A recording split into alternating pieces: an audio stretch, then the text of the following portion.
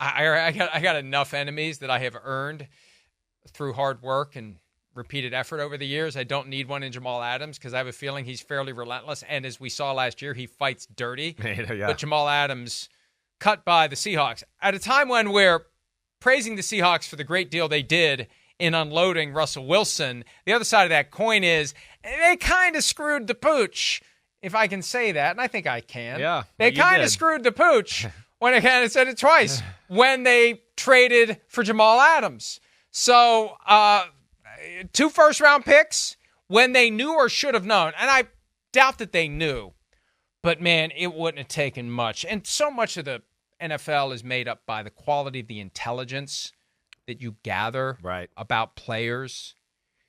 It didn't take many phone calls to realize you're getting a guy that, he's a great player, but man, I know Pete, everybody thinks I'm going to be the one to get through to this guy. Right. And nobody's getting through to him. I'm sorry, nobody's getting through to him. And maybe he'll be humbled by this. I wouldn't bet on it. Yeah, I mean, hopefully this changes him a little bit. But yeah, I mean, it was a failed experiment in a lot of ways. Jamal Adams, incredible talent, right? But it never all seemed to kind of match up in Seattle. And then it's gotten to the point of all the injuries he's had to deal with, right? He's not the same player right now that he was 3-4 years ago.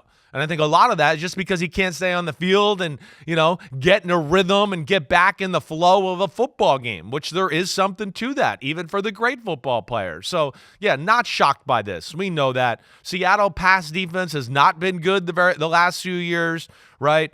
Jamal Adams between injuries and, underperforming to a degree. Quandre Diggs did not have a good year last year either. So safety play was an issue in Seattle. They got a new head coach there who's going to want his guys and a new culture and not going to want to hear about, Pete Carroll used to do this, Pete Carroll used to do that, blah, blah, blah. So, totally understand them making this switch. There's no doubt about that.